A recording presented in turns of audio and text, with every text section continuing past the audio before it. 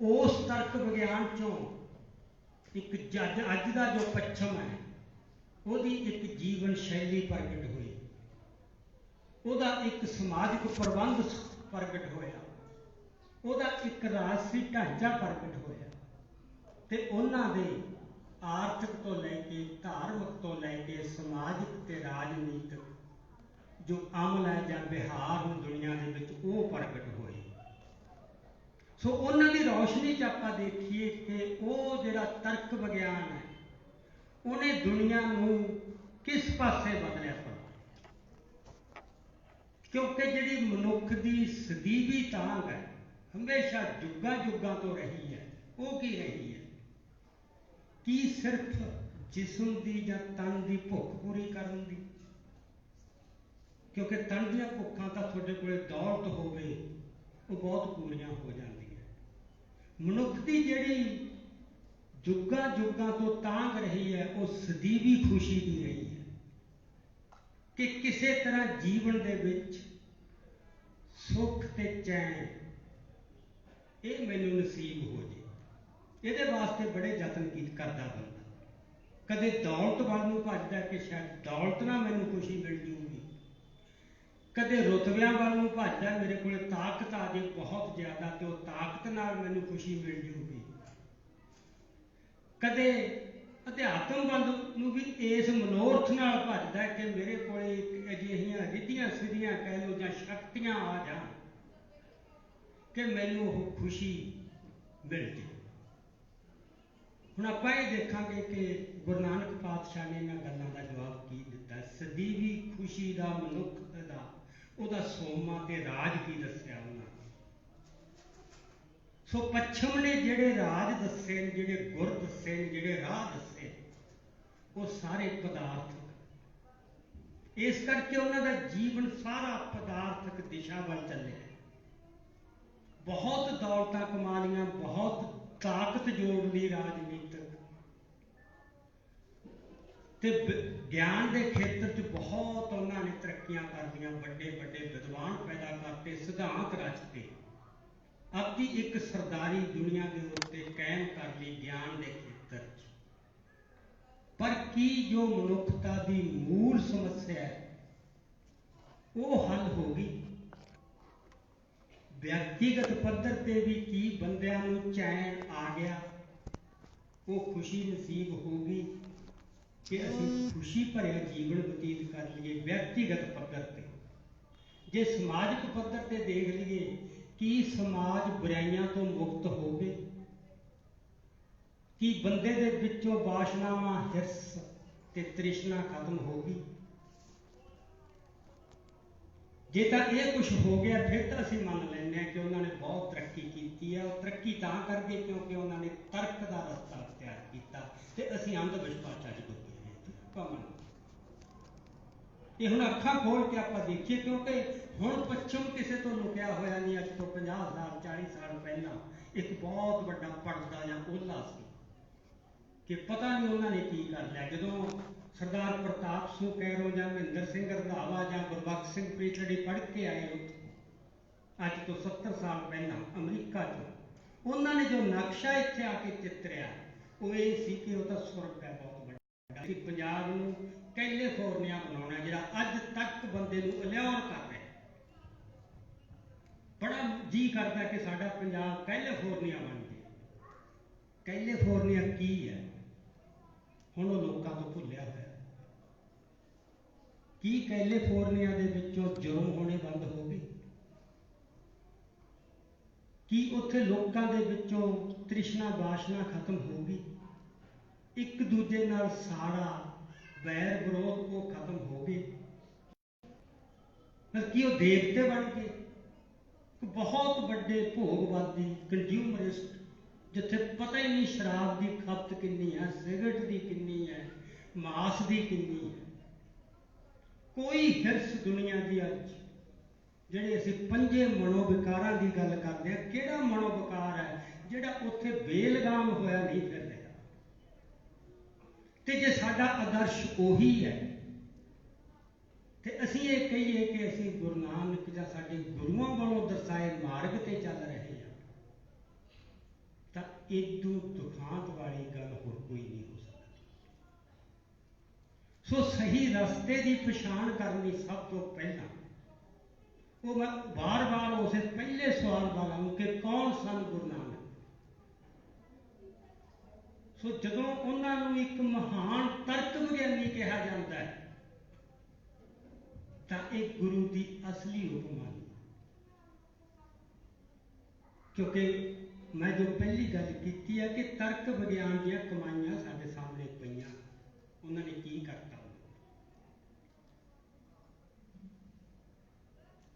सो इस सवाल का जो असी जवाब लेना है कि कौन सन गुरु नानक, उसका सोमा की हो, कितों लभीए इस जिहड़ा एडा बुनियादी सवाल है साडा, उसका सोमा साडे कोल इक्को ही है, जुगो जुग अटल गुरु ग्रंथ साहब च दर्ज जो गुरबाणी है। गुरबाणी की कहती है गुरु नानक साहब कौन सन, होर कोई विद्वान की कहता वो भुल जाओ। बिल्कुल विद्वान गुरबाणी तो कोई बड़ा नहीं हो सकता। दुनिया च बड़े सिद्धांत आए, बड़े तर्क आए, बड़ा कुछ आया, 100 साल चलिया, कोई 200 साल चलिया, मुड़ के खत्म हो गए।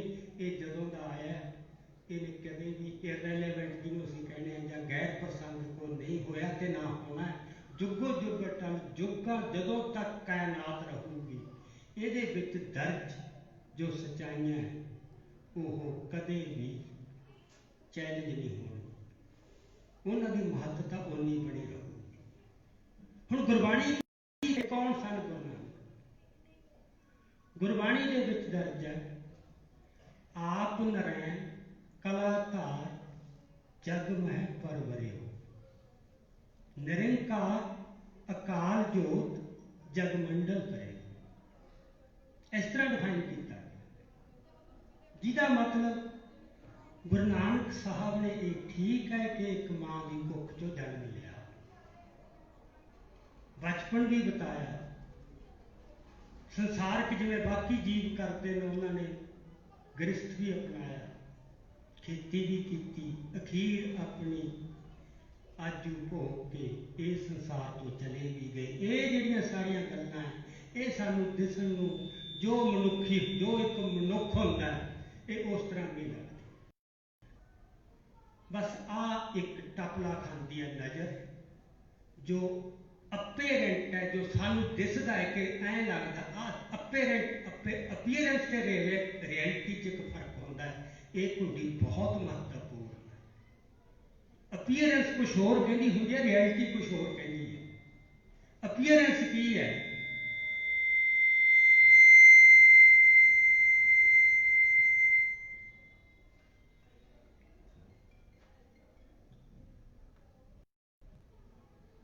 जारी रखा मैं हाँ जी। अच्छा, देखण नूं आपां देखिए ब्रह्मंड नूं देखिए, बहुत सालां जुगां तक हज़ारां सालां तक बंदे नूं लगदा रहा कि जिहड़ा सूरज है धरती दुआले गेड़े कढ रहा। रोज़ देखते सी इधरों चढ़दा इधर छिपदा, ये सी देखण नूं जो लगदा अपीयरेंस। ये तो फिर पता लग्या भी ये रियलिटी नहीं, रियलिटी कोई होर है। जिथे जिथे टपला खांदी है लाइफ दिस रहे जो कोई सिक्के कढ़ लैने ते ओदी गहराई तक ना जाना, ये ते हमेशा महापुरुषों ने यह काम करना होंदा है कि जिथे आम मनुख की नज़र ने जो धोखे खाने, जिथे धोखे खाते हैं उन्होंने तो सुचेत करते हैं कि जो थोनू दिस रहा भाई ये असलीयत नहीं, असलीयत कोई होर है।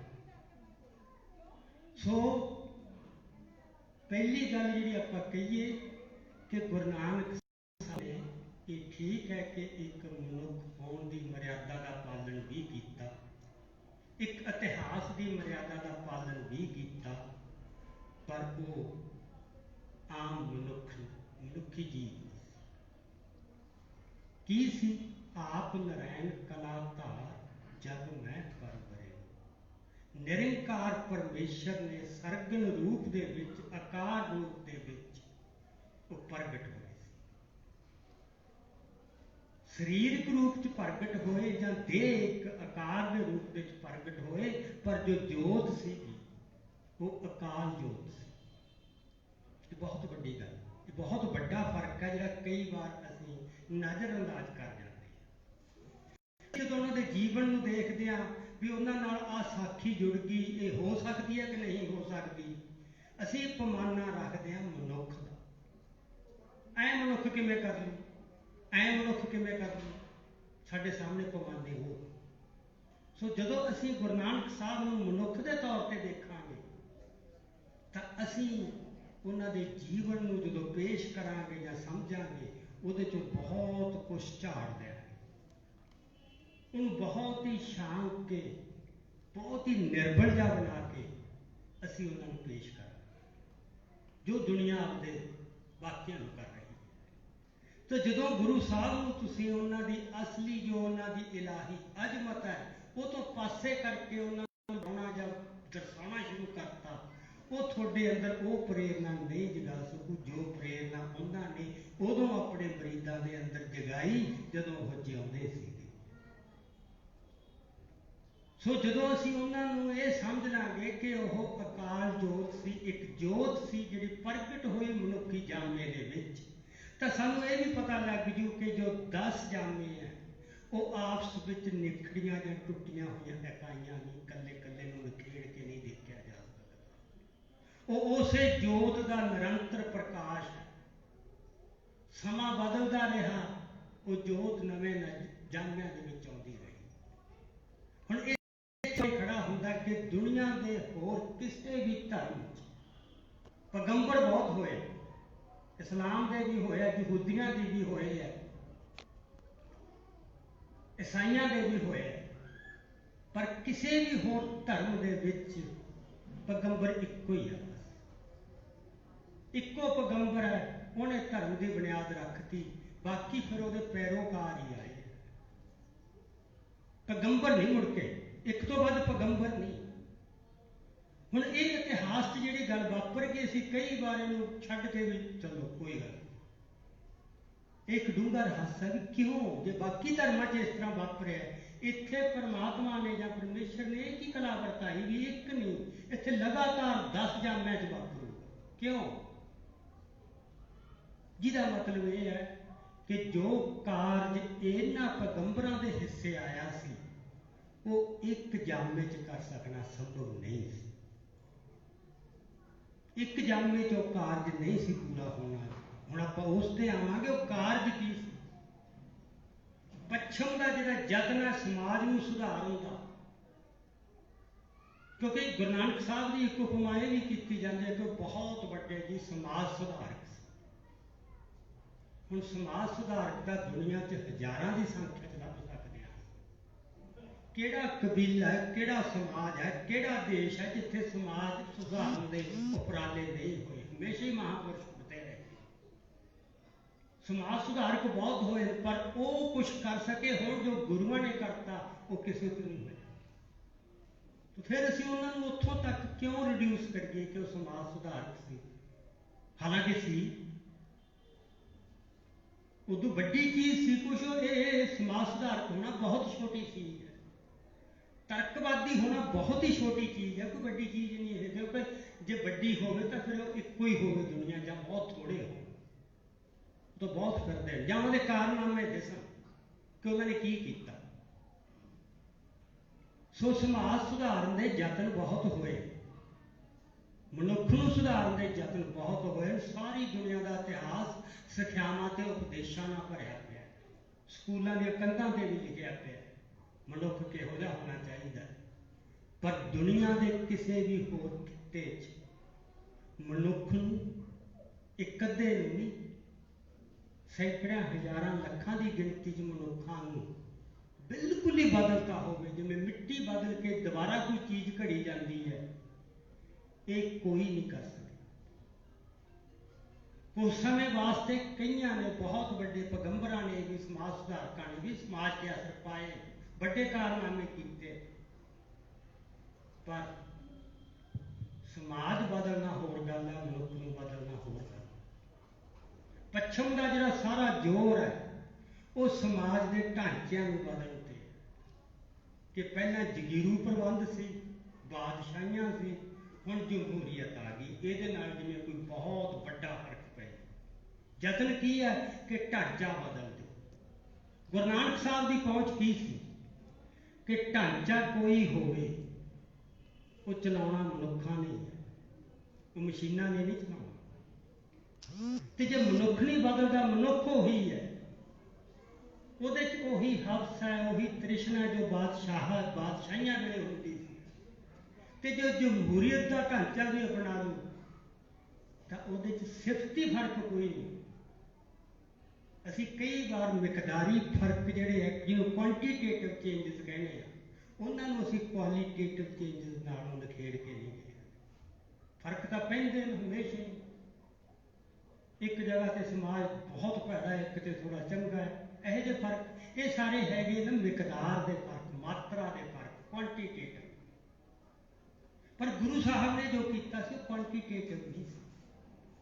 ਸੋ ਇੱਥੇ ਤਕਰੀਬਨ 230 ਸਾਲ ਜਿਹੜਾ ਪ੍ਰਕਾਸ਼ ਹੋਇਆ ਨਿਰੰਤਰ, ਇੱਕ ਪਲ ਵੀ ਉਹਦੇ 'ਚ ਕਿਤੇ ਵਿਘਨ ਨਹੀਂ, ਦਸਾਂ ਜਾਨਾਂ ਦੇ ਰੂਪ 'ਚ। ਉਹ ਹੈ ਜਿਹੜੀ ਫਿਰ ਇਤਿਹਾਸ ਤੇ ਇੱਕ ਅਮਿਟ ਛਾਪ ਛੱਡੀ, ਜਿਹੜੀ ਅੱਜ ਤੱਕ ਜਾਂ ਜਿੰਨਾ ਚਿਰ ਕਾਇਨਾਤ ਰਹਿਣੀ ਹੈ ਉਹ ਛਾਪ ਨਹੀਂ ਮਿਟਣੀ। ਅਸੀਂ ਜਿੰਨਾ ਮਰਜ਼ੀ ਨਿੱਘਰ ਜੀਏ, ਜਿੰਨਾ ਮਰਜ਼ੀ ਡਿੱਗ ਪਈਏ, ਉਹ ਚੀਜ਼ ਸਦਾ ਵਾਸਤੇ ਕਾਇਮ ਹੈ। ਤੇ ਉਹ ਸਾਨੂੰ ਵੀ ਇੱਕ ਆਪਦਾ ਸ਼ੀਸ਼ਾ ਦਿਖਾਉਂਦੀ ਰਹੂ ਸਾਨੂੰ ਕਿ ਤੁਹਾਨੂੰ ਕੀ ਬਣਾਇਆ ਸੀ ਤੇ ਤੁਸੀਂ ਕੀ ਬਣੇ। ਸੋ ਗੱਲ ਇਹ ਹੁੰਦੀ ਹੈ ਮੇਰੇ ਮੁਤਾਬਕ कि बंदे च यर्निंग एक तांग हमेशा ही होंगी है कि मैं चंगा बना, मैं समाज में बदल दिया, मैं कुछ चंगा करके जाऊँ। पर जेडे उहदे प्रेरणा के स्रोत है वो बड़े कमजोर लभ लैंदा कई बार। जे तां काम छोटा होवे, वो प्रेरणा के छोटे या कमजोर स्रोत भी काम सार जाते हैं। जिथे काम एडा वड्डा है उत्थे जिहड़े कमजोर स्रोत है ਉਹਦੇ ਨਾਲ ਤੁਸੀਂ ਉਸ ਤਰ੍ਹਾਂ ਦੇ ਕਾਰਨਾਮੇ नहीं कर सकते। ਉੱਥੇ ਸਰੋਤ ਤਕੜੇ ਚਾਹੀਦੇ। ਸਾਥੋਂ ਜਿਹੜੀ ਮੈਂ ਪਹਿਲਾਂ ਗੱਲ ਕੀਤੀ ਸੀ ਕਿ ਸਾਨੂੰ ਕੀ ਬਣਾਇਆ ਸੀ, ਅਸੀਂ ਇਤਿਹਾਸ ਤੇ ਕਿਹੋ ਜਿਹੀ ਅਮਿਟ ਛਾਪ ਛੱਡੀ ਸੀ ਤੇ ਅੱਜ ਕੀ ਬਣ ਗਏ ਹਾਂ। ਜੋ ਅਸੀਂ ਅੱਜ ਬਣ ਗਏ ਹਾਂ ਉਹਦਾ ਜਿਹੜਾ ਰੂਟ ਕਾਜ ਹੈ, ਜਿਹੜੀ ਉਹਦੀ ਜੜ ਹੈ, ਉਹਦਾ ਜਿਹੜਾ ਕਾਰਨ ਹੈ ਉਹ ਇਹ ਹੈ ਕਿ ਅਸੀਂ ਆਪਦੇ ਸੋਮਿਆਂ ਨੂੰ ਬਹੁਤ ਘਟਾ ਲਿਆ, बहुत निर्बल बना लिया दुनिया के प्रभाव हेठ आ के। उन्होंने व्याख्या इस तरह की क्योंकि वापरता यह है कि जिन्ना चिर पैगंबर जिसमानी रूप के विच मौजूद रहिंदा है, अपने आप की प्रेरणा, अपने आप की लोगों के सामने मिसाल। क्योंकि पैगंबर की बाकियां नालों विलक्षणता विशेषता यह होंदी है कि वह जो कहता है इन बिंदु अपने जीवन से ढाल के कहने वाले तो बहुत हुए, बड़े बड़े विद्वान, मैं इस स्टेज पर बैठा बहुत कुछ कह सकता। गल है मैं अपने जीवन च भी उस तरह नहीं रहा। पैगंबर का गुरु का फर्क यह है बस, ਉਹਦੀ कहनी ਤੇ ਉਹਦੀ करनी च नौ जिन्ना भी फर्क नहीं होगा। सो उदों ਉਹ ਆਪਦੇ ਅਮਲ ਨਾਲ दुनिया के लोगों के जोड़े वो संपर्क च आते हैं, वो शोह च आते हैं। जिमें पारस जोड़ा वो लोहे को सोना बनाता है, सो वो जी दैवी हस्ती है वो पारसवान लोगों के बहुत ही मना की सारी महल उतार देनी है, जी आत्मा मलीन हो चुकी है उन्हें शुद्ध कर देना तो बंदे का बिल्कुल कायाकल्प कर देना। उदों तो वो अपनी हाजरी नाल ही बहुत कुछ कर रहे होंगे। जदों वो जिसमानी रूप से चले जाते हैं, क्योंकि भी एक इतिहास का निजम, पैगंबर ने सदा नहीं बैठे रहना, उन्होंने अपना एक कारज त्यागी भोग के तुर जाना। पर उस तो बाद फिर असीं किवें प्रेरणा लैंदे हां, वो प्रेरणा असीं इस तरह लैंदे हां कि साडी जात दे विच जिहड़ी उहदी जात है, तस्वीर है, वो किड्डी तगड़ी है, वो किड्डी बलवान है। असी अपने कई बार असी अपने परदादा नहीं देखा होना किसी ने ਕਿਸੇ ਨੇ ਆਪਦਾ ਨਾਨਾ ਦੇਖਿਆ ਹੋ, ਪੜਨਾਨਾ ਨਹੀਂ ਦੇਖਿਆ ਹੋ, ਉਦੋਂ ਪਿੱਛੋਂ ਕੋਈ ਵਡੇਰਾ ਨਹੀਂ ਦੇਖਿਆ ਹੋਣਾ, ਤੇ ਘਰਾਂ 'ਚ ਗੱਲਾਂ ਕੀ ਚੱਲਦੀਆਂ ਹੁੰਦੀਆਂ, ਤੁਹਾਡਾ ਉਹ ਫਲਾਨਾ ਜਿਹੜਾ ਪੜਨਾਨਾ ਸੀ ਉਹ ਇਹੋ ਜਿਹਾ ਸੀ। ਉਹੀ ਪ੍ਰੇਰਨਾ ਦਿੰਦੀਆਂ ਨੇ, ਜਦੋਂ ਸਾਨੂੰ ਦਰਸਾਇਆ ਜਾਂਦਾ ਉਹ ਇਹੋ ਜਿਹਾ ਸੀ। ਤੇ ਜੋ ਅਸੀਂ ਦਰਸਾਉਣੇ ਆ ਗੁਰੂਆਂ ਨੂੰ, ਅੱਜ ਦਰਸਾਈ ਜਾ ਰਹੇ ਹਾਂ, ਜੇ ਤਾਂ ਉਹ ਸਹੀ ਦਰਸਾਈ ਜਾ ਰਹੇ ਆ, ਫਿਰ ਅਸੀਂ ਇੰਨੇ ਨੀਵੇਂ ਨਹੀਂ ਦਿਖ ਸਕਦੇ। ਨੁਕਸ ਕਿੱਥੇ ਹੈ ਜਿਹੜਾ ਮੇਰੇ ਮੁਤਾਬਕ ਹੈ, ਮਤਲਬ ਮੇਰੀ ਇਹ ਧਾਰਨਾ ਹੈ, ਨੁਕਸ ਇਹ ਹੈ ਕਿ ਅਸੀਂ ਗੁਰੂ ਨੂੰ ਬਹੁਤ ਯਾਦ ਕਰਦੇ ਹਾਂ, ਬਾਕੀ ਸਾਰੀ ਦੁਨੀਆ ਨਾਲੋਂ ਬਹੁਤ ਜ਼ਿਆਦਾ ਯਾਦ ਕਰਦੇ ਹਾਂ, ਦਿਨ ਮਨਾਉਂਦੇ ਹਾਂ, ਹਰ ਰੋਜ਼ ਨਤਮਸਤਕ ਹੁੰਦੇ ਹਾਂ, ਸਭ ਕੁਝ ਕਰ ਰਹੇ ਹਾਂ, ਪਰ ਕਰ ਕਿਸ ਤਰੀਕੇ ਨਾਲ ਰਹੇ ਹਾਂ, ਗੁਰੂ ਨੂੰ ਅਸੀਂ ਯਾਦ ਕਿਵੇਂ ਕਰ ਰਹੇ ਹਾਂ? ਕੀ ਜੋ ਉਹ ਸੀ ਉਹਦਾ ਸਹੀ ਬਿੰਬ, ਸਹੀ ਤਸਵੀਰ ਸਾਡੇ ਜ਼ਿਹਨ ਦੇ ਵਿੱਚ ਆਉਂਦਾ ਹੈ, ਕਿ ਜੋ ਸਾਨੂੰ ਕਿਤਾਬਾਂ 'ਚ ਦੱਸਤਾ, ਜਾਂ ਮੇਰੇ ਅੱਗੇ ਕਿਸੇ ਵਿਆਖਿਆਕਾਰ ਨੇ ਦੱਸਤਾ, ਕਿਸੇ ਕਥਾਕਾਰ ਨੇ ਦੱਸਤਾ, ਕਿ ਉਦੋਂ ਅਸੀਂ ਇੱਕ ਨਕਸ਼ਾ ਬਣਾ ਲੈਂਦੇ ਹਾਂ। ਪੈਗੰਬਰ ਦਾ ਬਿਆਨ ਕਰਨਾ ਭਾਵੇਂ ਸਟੇਜਾਂ ਤੇ ਖੜ ਕੇ ਕੀਤਾ ਜਾਵੇ ਤੇ ਭਾਵੇਂ ਕਿਤਾਬਾਂ ਦੇ ਵਿੱਚ ਕੀਤਾ ਜਾਵੇ, ਉਹ ਨਹੀਂ ਕੀਤਾ ਜਾਂਦਾ। ਬੰਦੇ ਦੀ ਕੀ ਔਕਾਤ ਹੈ? ਦਸਮ ਪਾਤਸ਼ਾਹ ਦਾ ਫਰਮਾਨ ਹੈ, ਆਪ ਆਪਣੀ ਬੁੱਧ ਹੈ ਜੇਤੀ ਵਰਨ ਭਿੰਨ ਜਿਹੋ ਜਿਹਾ ਬੰਦੇ ਦੀ ਜਿੰਨੀ ਕੁ ਆਪਦੀ ਸਮਰੱਥਾ ਹੋ, ਉਸ ਮੁਤਾਬਕ ਹੀ ਦਰਸਾਊਗਾ। ਉੱਚੀ ਚੀਜ਼ ਦਾ ਤੁਸੀਂ ਵਿਖਿਆਨ ਕਰਨਾ, ਬਿਆਨ ਕਰਨਾ, ਤੁਸੀਂ ਬਹੁਤ ਨੀਵੇਂ ਖੜੇ, ਤੁਹਾਨੂੰ ਉੱਚੀ ਚੀਜ਼ ਦਾ ਭਲਾ ਅਸਲੀ ਦ੍ਰਿਸ਼ ਕਿਵੇਂ ਪਤਾ ਲੱਗ ਜੂ ਕੀ ਹੈ? ਭਲਾ ਇੱਕ ਅਨੁਮਾਨ ਹੀ ਲਾਓਗੇ ਆਪਦੀ ਅਕਲ ਦੇ ਨਾਲ। ਬਸ ਇਹ ਅਕਲ ਦੀਆਂ ਜਿਹੜੀਆਂ ਖੇਡਾਂ ਨਾ, ਜਿੱਥੇ ਅਸੀਂ ਉਲਝਦੇ ਹਾਂ ਆਪਦੀ ਅਕਲ ਨਾਲ, ਗੁਰੂ ਨੂੰ ਅਕਲਾਂ ਨਾਲ ਨਹੀਂ ਸਮਝਿਆ ਜਾ ਸਕਦਾ। ਬਹੁਤ ਵੱਡਾ ਸਵਾਲ। ਗੁਰੂ ਨੂੰ ਸਮਝਣ ਵਾਸਤੇ ਉਹ ਇੱਕ ਅਧਿਆਤਮਿਕ ਦ੍ਰਿਸ਼ਟੀ ਤੇ ਅਵਸਥਾ ਚਾਹੀਦੀ ਹੈ। ਉਸ ਉਚਾਈ ਤੇ ਉਸ ਅਵਸਥਾ ਤੇ ਪਹੁੰਚ ਕੇ ਤੁਸੀਂ ਗੁਰੂ ਨੂੰ ਵੀ ਕੀ ਸੀ ਭਲਾ ਉਹ ਅਨੁਭਵ ਕਰ ਸਕੋਗੇ। ਜਿਹਨੇ ਉਹ ਅਨੁਭਵ ਕਰ ਲਿਆ ਉਹ ਤੋਂ ਦੱਸਿਆ ਵੀ ਨਹੀਂ ਜਾਂਦਾ, ਉਹਦੇ ਜੀਵਨ 'ਚ ਹੀ ਪ੍ਰਗਟ ਹੋ ਜਾਊਗਾ। ਦੱਸਣ ਦੀ ਲੋੜ ਨਹੀਂ ਪੈਂਦੀ। ਸਟੇਜਾਂ ਤੇ ਖੜ ਕੇ ਕੋਈ ਕਹੇ ਮੈਂ ਆਹ ਹਾਸਲ ਕਰ ਲਿਆ, ਮੈਂ ਆਹ ਹਾਸਲ ਕਰ ਲਿਆ, ਇਹ ਤਾਂ ਦੁਨਿਆਵੀ ਖੇਡਾਂ। ਕਿਉਂ? ਬੰਦੇ ਨੇ ਆਪਦਾ ਇੱਕ ਦਿਖਾਉਣੀ ਹੁੰਦੀ, ਆਪਦਾ ਮਾਣ, ਆਪਦੀ ਵਡਿਆਈ, ਮੇਰੇ ਕੋਲ ਆਹ ਕੁਛ ਆ। ਇਹ ਬਹੁਤ ਖੌਮੇ ਹੈ, ਇਹ ਬਹੁਤ ਖੌਮੇ ਦੀ ਖੇਡ। ਸੋ ਜਿੱਥੇ ਮੈਂ ਤਰਕ ਦੀ ਸੀਮਾ ਕਹਿਣਾ, ਤਰਕ ਨੇ ਬੜਾ ਕੁਛ ਕੀਤਾ, ਮੈਂ ਉਹ ਮੁਣਕਰ ਨਹੀਂ ਆਪਾਂ ਹੋ ਸਕਦੇ। ਇਹ ਕਹੀਏ ਕਿ ਜ਼ਿੰਦਗੀ 'ਚ ਤਰਕ ਦਾ ਕੋਈ ਰੋਲ ਹੀ ਨਹੀਂ। ਆਫਟਰ ਆਲ ਦੁਨੀਆ 'ਚ ਬਹੁਤ ਕੁਛ ਹੈ, ਤਰਕ ਨੇ ਬਹੁਤ ਕੁਛ ਬਦਲਿਆ, ਪਰ ਸੀਮਾ ਕੀ ਹੈ? ਇਨਹੈਰੈਂਟ ਲਿਮਿਟੇਸ਼ਨ, ਜਿਹਦੋਂ ਕਦੇ ਵੀ ਨਹੀਂ ਮੁਕਤ ਹੋ ਸਕਦਾ। ਤਰਕ ਬਹੁਤ ਕੁਛ ਕਰ ਸਕਦਾ ਹੈ, ਪਰ ਤਰਕ ਆਤਮਾ ਨੂੰ ਸ਼ੁੱਧ ਨਹੀਂ ਕਰ ਸਕਦਾ। ਕਦੇ ਵੀ ਤਰਕ ਆਤਮਾ ਨੂੰ ਸ਼ੁੱਧ ਨਹੀਂ ਕਰਦਾ। ਕੋਈ ਕਹੇ ਨਾ ਮੈਂ ਬਹੁਤ ਪੜ੍ਹ ਗਿਆ, ਮੈਂ PhD ਕਰ ਲਈ, ਮੈਂ ਬਹੁਤ ਕੁਛ ਉੱਚੇ ਰੁਤਬੇ ਤੇ ਪਹੁੰਚ ਗਿਆ ਤੇ ਮੈਨੂੰ ਸਮਝ ਆ ਗਈ, ਉਹਦੇ ਅੰਦਰੋਂ ਉਹ ਮਨੋ ਵਿਕਾਰ ਖਤਮ ਹੋ ਜਾਣ। ਇੱਕ ਖਤਮ ਹੋ ਜੂ, ਲੋਭ ਸਮਝ ਲਓ ਖਤਮ ਹੋ ਜੇ, ਉਹਨੂੰ ਗਿਆਨ ਦਾ ਹੰਕਾਰ ਹੋ, ਉਹਨੂੰ ਰੁਤਬੇ ਦਾ ਹੋ ਜੂ। ਸੋ ਇਹ ਜਿਹੜੇ ਵਿਕਾਰ ਨੇ, ਜਿਹੜੇ ਉਹ ਕਦੇ ਇੱਧਰ ਆਉਂਦੇ ਕਦੇ ਉੱਧਰ ਆਉਂਦੇ। ਸੋ ਆਤਮਾ ਨੂੰ ਸ਼ੁੱਧ ਕਰਨ ਦਾ ਜਿਹੜਾ ਤਰੀਕਾ ਹੈ ਉਹ ਇੱਕੋ ਹੀ ਹੈ, ਉਹਦਾ ਕੋਈ ਬਦਲ ਨਹੀਂ ਹੋ ਸਕਦਾ। ਗੁਰੂ ਨਾਨਕ ਸਾਹਿਬ ਨੇ ਗੁਰਬਾਣੀ ਦੇ ਵਿੱਚ ਖੂਬ ਦੱਸਿਆ ਕਿ ਕੋਈ ਜੋਗੀ ਹੈ, ਇਹਨੇ ਨਾਲ ਇਹ ਤਰੀਕੇ ਹੀ ਸੀ ਨਾ ਇੱਕ ਅਧਿਆਤਮ ਦਾ, ਕਿ ਅਸੀਂ ਕਿਸੇ ਉਚਾਈ ਤੇ ਉਸ ਅਵਸਥਾ ਤੇ ਪਹੁੰਚੀਏ। ਹੁਣ ਯੋਗਾ ਬਾਰੇ ਬੜੀ ਬਹਿਸ ਚੱਲਦੀ ਹੈ ਕਿ ਯੋਗਾ ਕਰਨਾ ਚਾਹੀਦਾ ਕਿ ਨਹੀਂ। ਸਵਾਲ ਇਹ ਨਹੀਂ ਕਿ ਯੋਗਾ ਕਰਨਾ ਚਾਹੀਦਾ ਕਿ ਨਹੀਂ, ਯੋਗਾ ਪ੍ਰਤੀ ਤੁਹਾਡਾ ਦ੍ਰਿਸ਼ਟੀਕੋਣ ਕੀ? ਯੋਗਾ ਤੁਹਾਡੇ ਸਰੀਰ ਨੂੰ ਸਾਧ ਸਕਦਾ, ਪਰ ਤੁਹਾਡੀ ਆਤਮਾ ਨੂੰ। ਵੱਡੇ ਵੱਡੇ ਜਿਹੜੇ ਯੋਗਾ ਕਰਨ ਵਾਲੇ ਤੁਸੀਂ ਦੇਖੋ, ਉਹਨਾਂ 'ਚ ਕਿੰਨਾ ਹੰਕਾਰ, ਕਿੰਨਾ ਹੈ, ਲੋਭ ਕਿੰਨਾ ਹੈ। ਸਾਰੇ ਵਪਾਰੀ ਬਣ ਰਹੇ। ਤੇ ਜੇ ਯੋਗਾ ਨੇ ਤੁਹਾਨੂੰ ਵਪਾਰੀ ਬਣਾਉਣਾ ਹੈ, ਹੰਕਾਰੀ ਬਣਾਉਣਾ ਹੈ, ਫਿਰ ਟੱਠੇ ਖੂਚ ਪਾ ਗਏ, ਜਿਹੜਾ ਦੇਸੀ ਬੋਲੀ 'ਚ ਗੱਲ। ਸੋ ਗੱਲ ਹੈ ਦ੍ਰਿਸ਼ਟੀ। ਜੇ ਤਾਂ ਤੁਸੀਂ ਉਹਨੂੰ ਜਿਸਮਾਨੀ ਪੱਧਰ ਤੱਕ ਰੱਖਣਾ ਹੈ, ਉਹ ਤਾਂ ਜਿਵੇਂ ਜਿੰਮ 'ਚ ਵੀ ਜਾਂਦੇ ਹੋ, ਉਹ ਯੋਗਾ ਵੀ ਕਰਨਾ। ਜਿੱਥੇ ਜਾ ਕੇ ਬੰਦਿਆਂ ਨੂੰ ਭੁਲੇਖੇ 'ਚ ਪਾਇਆ ਜਾਂਦਾ, ਉਹਨਾਂ ਨੂੰ ਲਾਲਚ 'ਚ ਦਿੱਤਾ ਜਾਂਦਾ ਕਿ ਯੋਗਾ ਦੇ ਨਾਲ ਤੁਸੀਂ ਬਹੁਤ ਕਿਸੇ ਆਤਮਕ ਅਵਸਥਾ ਤੇ ਪਹੁੰਚੋ। ਇਹ ਝੂਠ। ਸੋ ਇਸ ਝੂਠ ਤੋਂ ਬਚ ਕੇ ਯੋਗਾ ਦੇ ਰਾਹ ਪੈ ਜਾਣਾ ਕੋਈ ਮਾੜੀ ਗੱਲ। ਸੋ ਜਿਹੜੀ ਮੈਂ ਗੱਲ ਕਰ ਰਿਹਾ ਸੀ ਨਾ ਕਿ ਅਸੀਂ ਗੁਰੂ ਨੂੰ ਯਾਦ ਕਰਦੇ ਹਾਂ, पर असी उन्होंने इन्ना रिड्यूस कर लें, इन्ना घटा लें, आ भी झाड़ दो अंध विश्वास है, आ भी झाड़ दो अंध विश्वास है। क्यों? क्योंकि जो मौजूदा युग के पैमाने उन्होंने तो पूरा नहीं उतर। तर्क की एक बुनियाद यह है कि दुनिया जो भी चीज़ है वो जानी जा सकती है, कुछ भी अगम ते अगोचर नहीं। उन्होंने स्पष्ट पोजीशन, अगम अगोचर कुछ नहीं।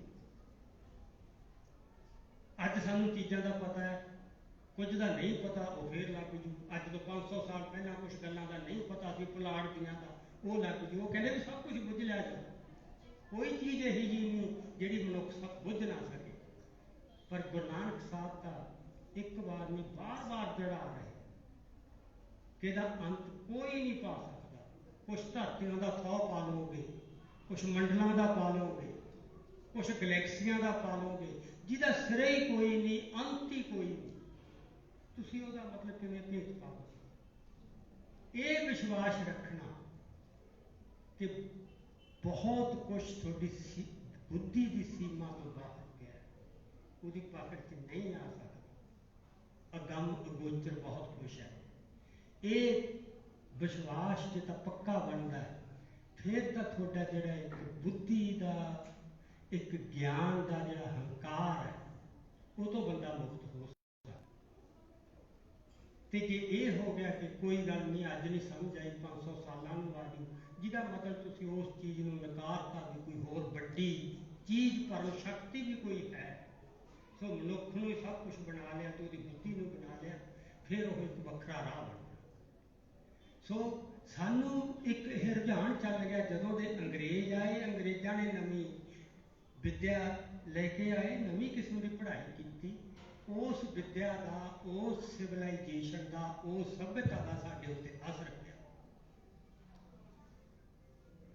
ਉਹਦੇ ਵਿੱਚੋਂ ਬੰਦਿਆਂ ਨੂੰ ਇਹ ਬਣ ਗਿਆ ਜੋ ਅੱਜ ਦੇ ਯੁੱਗ ਦੀਆਂ ਧਾਰਨਾਵਾਂ, ਤੇ ਉਸ ਲਾਈਟ ਦੇ ਵਿੱਚ ਅਜੋਕੀ ਵਿਦਿਆ ਦੇ ਰੌਸ਼ਨੀ ਦੇ ਵਿੱਚ ਗੁਰੂਆਂ ਨੂੰ ਜਦੋਂ ਦੇਖੋਗੇ, ਉਹ ਗੁਰੂ ਸ਼ੁੱਧ ਨਹੀਂ ਰਹੇ, ਉਹਦੀ ਬਹੁਤ ਹੀ ਰਿਡਿਊਸ ਤੇ ਡਿਸਟੋਰਟਡ ਪਿਕਚਰ ਤੁਹਾਡੇ ਲੋਕਾਂ ਸਾਹਮਣੇ ਪੇਸ਼ ਹੋ। ਇਹ ਕੁਛ ਹੋਇਆ ਤੇ ਹੋ ਰਿਹਾ। ਜਦੋਂ ਇਹ ਕੁਛ ਨਹੀਂ ਹੋ, ये क्यों हो रहा है? क्योंकि गुरु को असली रूप च बुझण का जिहड़ा राह है, वो तो बहुत औखा है। उस अवस्था तक जाना, उसकी अजमत का पूरा था पा लेना, वो तो आप उतों तक जाना, वो अपनी आत्मा को शुद्ध किए बगैर तो संभव नहीं। सो दुनिया के बाकी सारे विद्वानों, तर्क विग्यानियों नालों गुरु साहब का फर्क की सी? ਉਹੀ ਗੱਲ ਜਿਹੜੀ ਆਪਾਂ ਪਹਿਲਾਂ ਸ਼ੁਰੂ ਕੀਤੀ ਸੀ कि जो सदीवी खुशी किवें हो सकती है। सो गुरबाणी ਦੇ ਵਿੱਚ ਵੀ ਦਰਜ ਹੈ ਵੀ ਜਿਹੜਾ ਮਨੁੱਖੀ जन्म है, ये सब तो उत्तम है। ये तो आप पढ़ लेंगे किहड़े अर्थां च उत्तम है। इस करके कि बंदा बहुत ज्ञानवान हो गया, ਉਹਦੇ ਕੋਲ ਚੁਸਤੀਆਂ ਚਲਾਕੀਆਂ बहुत आ गई, योग्यता बहुत आ गई, ਇੰਨਾ कुछ ਉਹਨੇ ਸਿਰਜ ਲਿਆ ਆਪਦੇ ਸੁਖ ਆਰਾਮ ਵਾਸਤੇ ਜਿਹੜਾ डंगर नहीं सोच सकता। इस पक्षों उत्तम है कि गुरबाणी च किसी होर पक्षों उत्तम कहा। जो गुरबाणी च उत्तम कहा गया है वो ये है कि बंदिया जी सदीवी खुशी है, जी तांग है ना, तड़प है कि मैं हमेशा वास्ते खुश हो जाना, चैन आ जाए, वो खुशी ये है कि जिन्ना चिर थोड़ी जी जीव आत्मा, वो परम आत्मा जिथों आई है, जिहदा अंश है, जिहदा अंग है, जिन्ना चिर मुड़ के उहदे विच जाके अभेद नहीं हुंदी, उन्ना चिर तुसीं जन्म मरण के चक्कर तो मुक्त नहीं हो सकते। ये तो गेड़ है, एक जन्म भोग लिया, मुड़ के कोई होर भोग। सो गुरु साहब ने इस पक्षों उत्तम कहा कि होर किसी पशु पंछी की यह समर्था नहीं विचारे। उन्होंने तो जो देता है उम्र, 1 जून भोग ली किसी होर च पै जाएंगे, वो तो जन्मां के घेर तो नहीं निकल सकते। पर एक मौका दिता है वाहिगुरू ने हर एक जीव कि एक जन्म आऊगा, मनुखा जन्म, जदों थोड़े को समर्था हो सकती है जे तुसीं सही राह की पछाण कर लो। हुण ਜੀਵ ਆਤਮਾ ਪਰਮਾਤਮਾ 'ਚ ਕਦੋਂ ਬਲੀਨ ਹੋਊ? ਜਦੋਂ ਪਰਮਾਤਮਾ ਵਾਲੇ ਗੁਣ ਧਾਰਨ ਕਰੇ, ਜਦੋਂ ਸ਼ੁੱਧ ਹੋ ਜੂ, ਜੋ ਸਾਰੀ ਜਦੋਂ ਮੈਲ ਉਤਰ ਜੂ। ਇਹ ਨਹੀਂ ਹੋ ਸਕਦਾ ਕਿ ਉਹ ਮੈਲੀ ਹੈਗੀ ਹੈ ਤੇ ਪਰਮਾਤਮਾ ਦੇ ਵਿੱਚ ਵੀ ਜਾ ਕੇ ਚਲੀ। ਸੋ ਗੱਲ ਇੰਨੀ ਸੀ। ਇਹ ਉਪਦੇਸ਼ ਦਿੱਤਾ, ਆਪ ਉਸ ਤਰ੍ਹਾਂ ਦਾ ਜੀਵਨ ਦਿਖਾਇਆ, ਸਾਹਮਣੇ ਉਦਾਹਰਨਾਂ ਦਿੱਤੀਆਂ। ਉਹਦੇ ਵਿੱਚੋਂ ਜਿਹੜੇ ਜਿਹੜੇ ਇਸ ਰਾਹ ਤੇ ਪਏ ਗਏ, ਉਹ ਪਹਿਲਾਂ ਕੀ ਸੀ, ਕਿਹੜੀ ਜਾਤ ਚੋਂ ਆਏ, ਕਿਹੜੇ ਧਰਮ ਚੋਂ ਆਏ, ਕਿਹੜੀ ਨਸਲ ਚੋਂ ਆਏ, ਇਹ ਗੱਲਾਂ ਸਾਰੀਆਂ ਬੇਮਾਨਾ ਸੀ। ਉਹ ਬਿਲਕੁਲ ਹੀ ਨਵੀਂ ਕਿਸਮ ਦੇ ਮਨੁੱਖ ਬਣ ਗਏ। ਇਹ ਕੰਮ ਕਰਨ ਵਾਸਤੇ 10 ਜਨਮਾਂ ਦੀ ਜ਼ਰੂਰਤ ਸੀ। ਇਹ ਕੰਮ ਇੱਕ ਜਨਮ 'ਚ ਹੋਣਾ ਨਹੀਂ ਸੀ। ਆਤਮਾ ਤੇ ਜੰਮੀ ਪਈ ਮੈਲ ਇੱਕ ਜਨਮ 'ਚ ਧੋਤੀ। ਜਿੰਨਾ ਮਰਜ਼ੀ ਇਹ ਪ੍ਰਚਾਰ ਨਾਲ ਹੋਣਾ ਇਹ ਗੱਲਾਂ। ਇੱਥੇ ਪਾਰਸ ਨੇ ਇੰਨਾ ਚਿਰ ਉਹਦਾ ਟਿਕਣਾ ਜ਼ਰੂਰੀ ਸੀ। ਸੋ ਉਸ ਇੰਨੇ ਸਮੇਂ ਦੇ ਵਿੱਚ ਇੱਥੇ ਜੋ ਖੇਡ ਵਰਤੀ, ਜੋ ਕਲਾ ਵਰਤੀ, ਉਹਦੇ ਵਿੱਚੋਂ ਜਿਹੜਾ ਉਹਦਾ ਸਿਖਰ ਹੋਇਆ ਖਾਲਸੇ ਹੋਣਾ, ਇਹ ਸਾਰਾ ਕੁਛ ਇਹ ਇੱਕ ਨਿਰੰਤਰ ਲੜੀ ਸੀ। ਹੁਣ ਜਿਹੜੇ ਗੈਰ ਸਿੱਖ ਵਿਦਵਾਨ ਆ ਉਹ ਇਹਨਾਂ ਨੂੰ ਤੋੜ ਕੇ ਪੇਸ਼ ਕਰਦੇ ਵੀ ਗੁਰੂ ਨਾਨਕ ਸਾਹਿਬ ਹੋਰ ਸੀ ਤੇ ਗੁਰੂ ਗੋਬਿੰਦ ਸਿੰਘ ਹੋਰ ਸੀ। ਉਹਨਾਂ ਨੇ ਕੁਛ ਹੋਰ ਕਰਤਾ, ਜਿਵੇਂ ਜੋ ਉਹਨਾਂ ਨੇ ਰਾਹ ਉਲੀਕਿਆ ਸੀ ਇੱਕ ਨੇ, ਦੂਜੇ ਨੇ ਉਹ ਤੋਂ ਥੋੜਾ ਪਾਸੇ ਹਟ ਗਿਆ ਜਾਂ ਭਟਕ ਗਿਆ। ਇੱਕ ਲੜੀ 'ਚ, ਇੱਕ ਨਿਰੰਤਰਤਾ 'ਚ, ਇੱਕ ਸੇਧ 'ਚ ਨਾ ਦੇਖਣਾ, ਇੱਥੇ ਇਹ ਗੜਬੜਾ ਹੋਈਆਂ ਤੇ ਕਿ ਸਾਡੇ ਸਿੱਖ ਵੀ ਕਰੀ ਜਾਂਦੇ ਵੀ ਆਹ ਕਰਨਾ ਠੀਕ ਹੈ ਕਿ ਨਹੀਂ। ਸਮਝ ਲਓ ਇੱਕ ਬੜਾ ਹੀ ਸਵਾਲ ਜਿਹੜਾ ਸਾਡੇ ਸਮਾਜ 'ਚ ਬਾਰ-ਬਾਰ ਉੱਠਦਾ ਕਿ ਹਿੰਸਾ ਠੀਕ ਹੈ ਕਿ ਅਹਿੰਸਾ। ਹੁਣ ਤੁਸੀਂ ਸਾਰੇ ਪੁਰਾਤਨ ਗ੍ਰੰਥ ਪੜ੍ਹ ਲਓ, ਕਿਤੇ ਇਹ ਸ਼ਬਦ ਤੁਹਾਨੂੰ ਦੋ ਮਿਲਦੇ ਨੇ, ਹਿੰਸਾ ਜਾਂ ਅਹਿੰਸਾ। ਇਹ ਸ਼ਬਦ ਹੈ ਨਹੀਂ ਉੱਥੇ ਗ੍ਰੰਥਾਂ 'ਚ, ਸ਼ਬਦ ਨਹੀਂ, ਸਾਡੇ ਸ਼ਬਦ ਹੈ ਹੀ ਨਹੀਂ। ਅਸੀਂ ਚੀਜ਼ਾਂ ਨੂੰ ਇਹਨਾਂ ਕੈਟੇਗਰੀ 'ਚ ਰੱਖ ਕੇ ਦੇਖਦੇ ਨਹੀਂ ਸੀ। ਗੱਲ ਹਿੰਸਾ ਠੀਕ ਹੈ ਕਿ ਹਿੰਸਾ, ਇਹ ਨਹੀਂ। ਜੋ ਵੀ ਕਰ ਰਹੇ ਹੋ, ਭਾਵੇਂ ਹਿੰਸਾ ਕਰ ਰਹੇ ਹੋ, ਭਾਵੇਂ ਹਿੰਸਾ ਪਿੱਛੇ ਮਨੋਰਥ ਕੀ ਹੈ। ਜਦੋਂ ਆਪਣੇ 6ਵੇਂ ਪਾਤਸ਼ਾਹ ਨੇ ਬੜਾ ਸੋਹਣਾ ਇੱਕ ਅਸੂਲ, ਰੂਹਾਨੀ ਅਸੂਲ ਤੈਅ ਕਰਤਾ ਕਿ ਹਿੰਸਾ ਕਾਹਦੇ ਵਾਸਤੇ। ਜਰਵਾਣੇ ਦੀ ਪੱਖਿਆ, ਮਜ਼ਲੂਮ ਦੀ ਰੱਖਿਆ।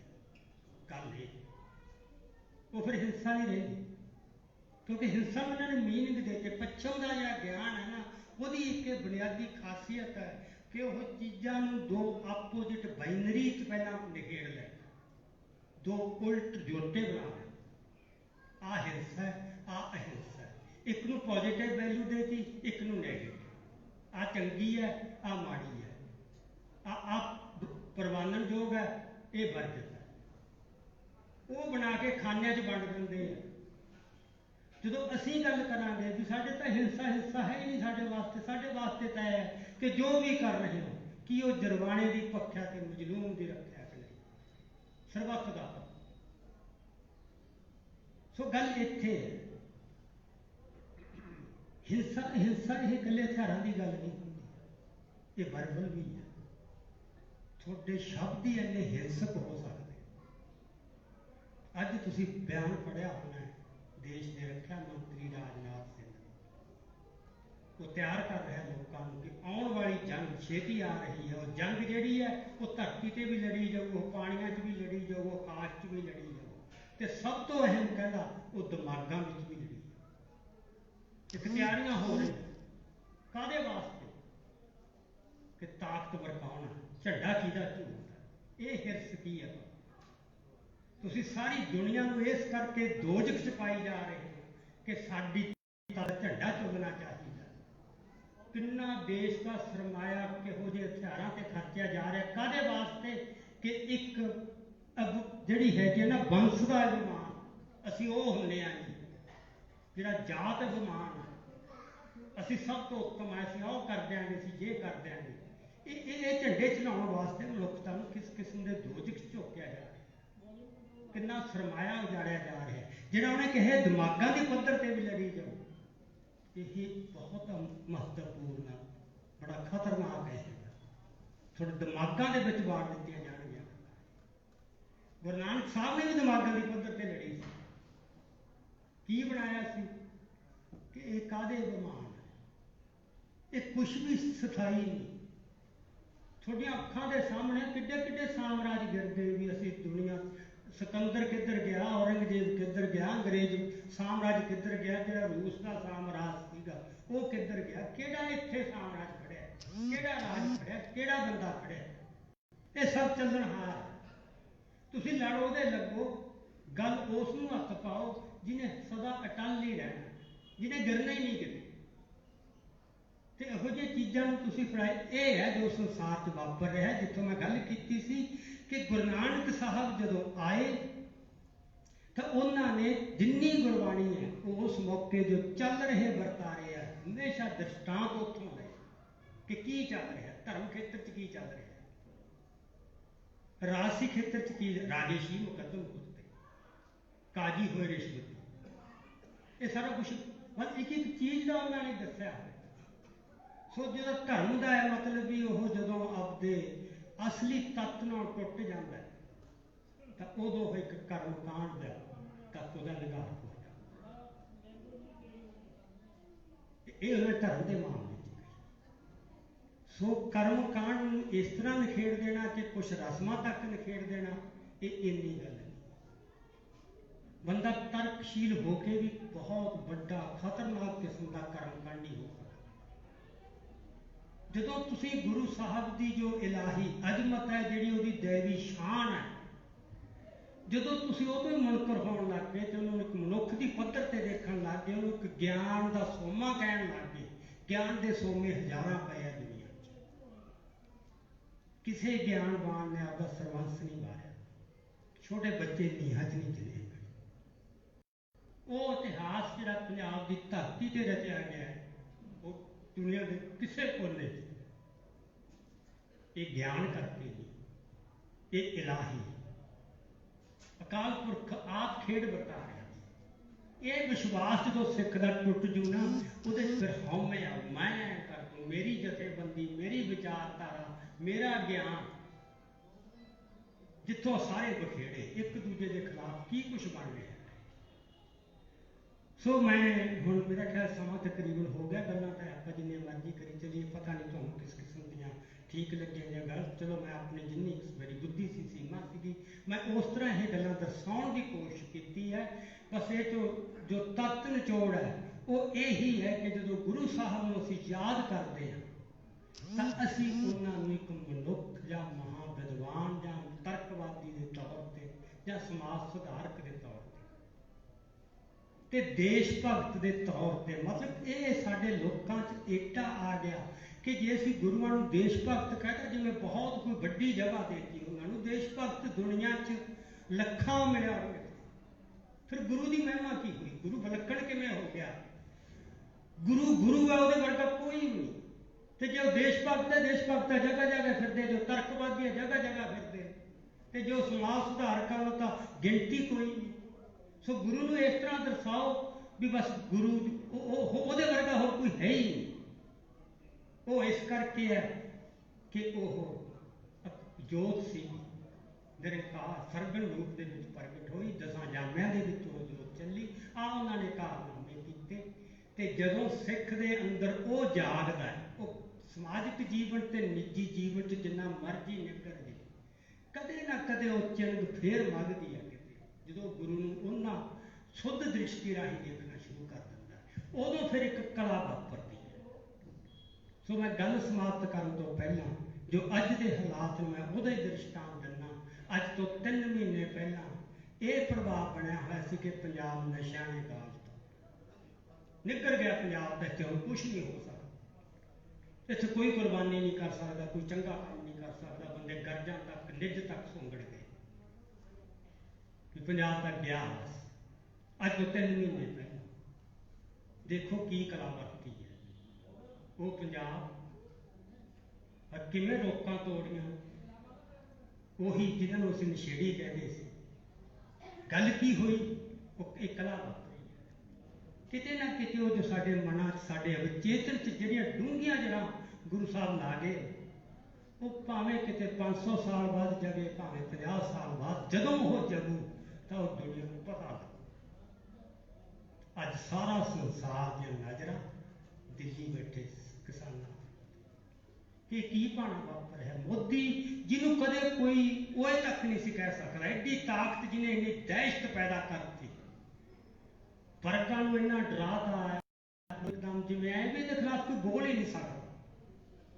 ये जुरत कित्थों आई, वो किवें बंगार रहे। जिहड़े कलाकारां नूं असीं नचार कहंदे सी जां माफ़ करना कंजर तक कहण जांदे सीगे भी की करी जा रहे हैं, ये हुण किसी दे समझाया थोड़ा समझ गए, ये कला वरती।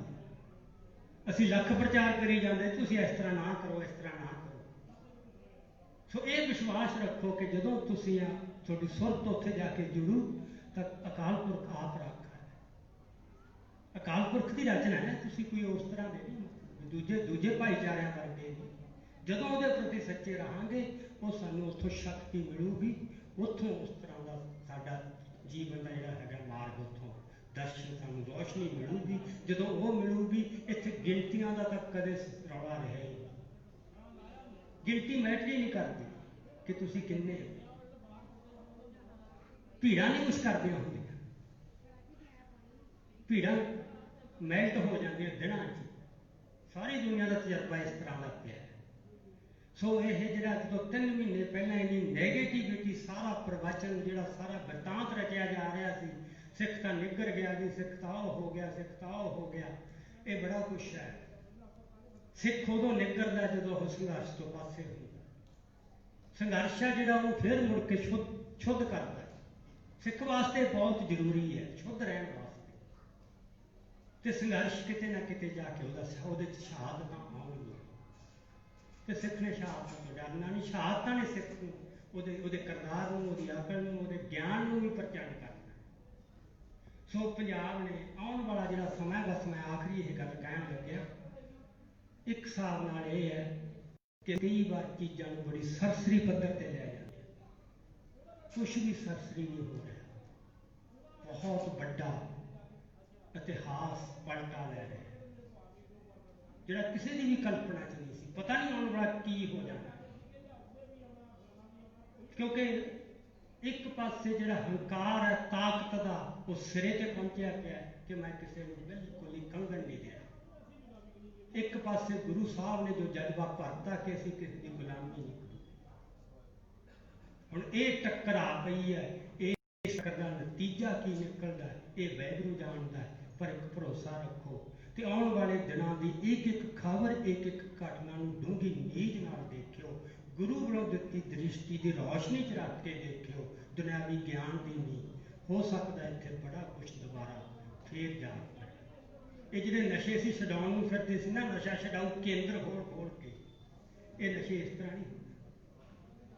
ये नशा छडाऊ केंद्र, ये गोलियां खा खा के नशे नहीं छुड़े जाते। नशे पैदा कित्थों होंदे? आत्मा दे विचों, अंदरों। जो बंदा आत्मक तौर पर कमजोर हो जाता उदों नशियां दे राह पैंदा ते तुसीं उहनूं गोलियां पाई जांदे।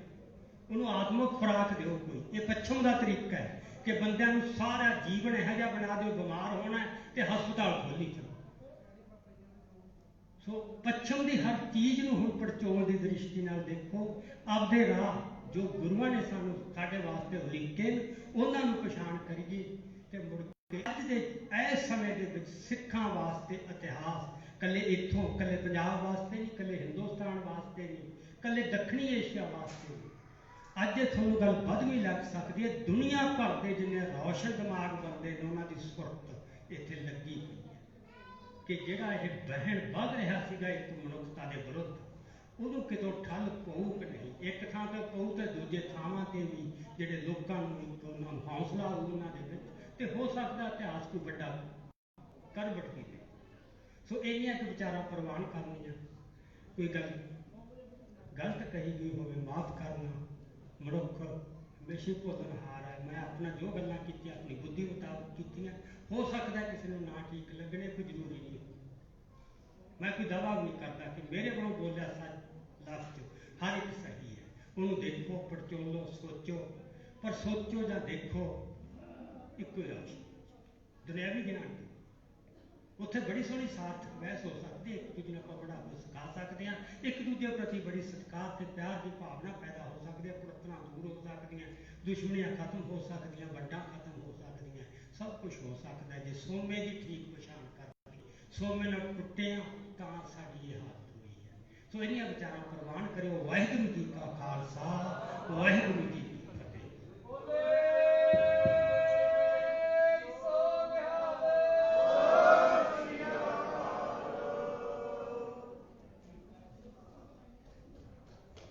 परम सत्कारियो गुरु प्यारियो, पातशाह की बख्शी फतेह संज करिए। गज के आखो जी वाहिगुरू जी का खालसा, वाहिगुरू जी की फतेह।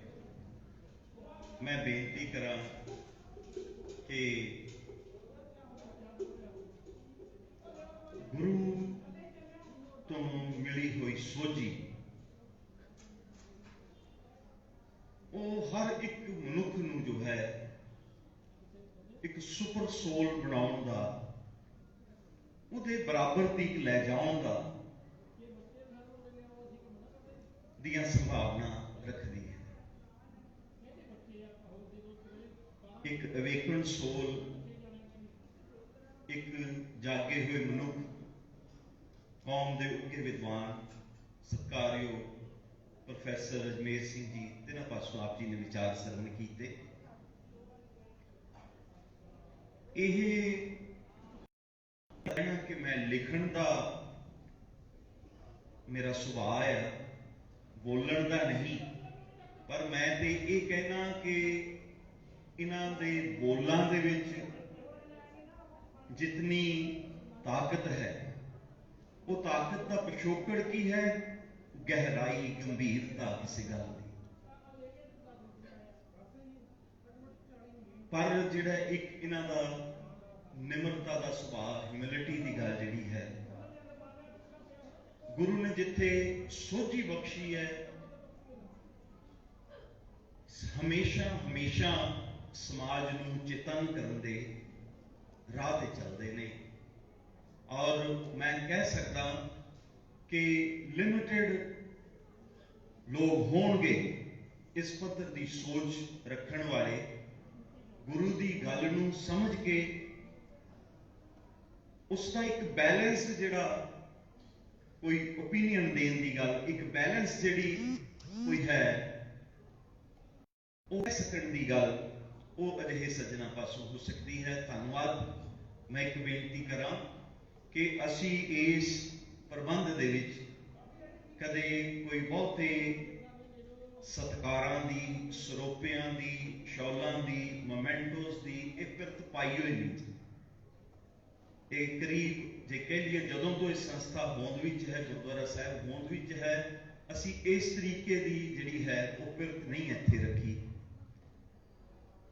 ते इन्हां दा जो सत्कार, इन्हां दे ज्ञान, इन्हां दी सोझी दे प्रति है। फिर एक बार कहां कि जयकारे की गूंज दे विच ही बोले सो निहाल। और जो कोई तुच्छ पेटा वो इन्हां दे कारज जिहड़े चलदे ने किताबां दे, वो जो हन उन्हां विच किरपा करके शामिल करन दी किरपा करियो। सो मैं बेनती करा भाई ओंकार सिंह जी फतेहगढ़ साहब तो हजूरी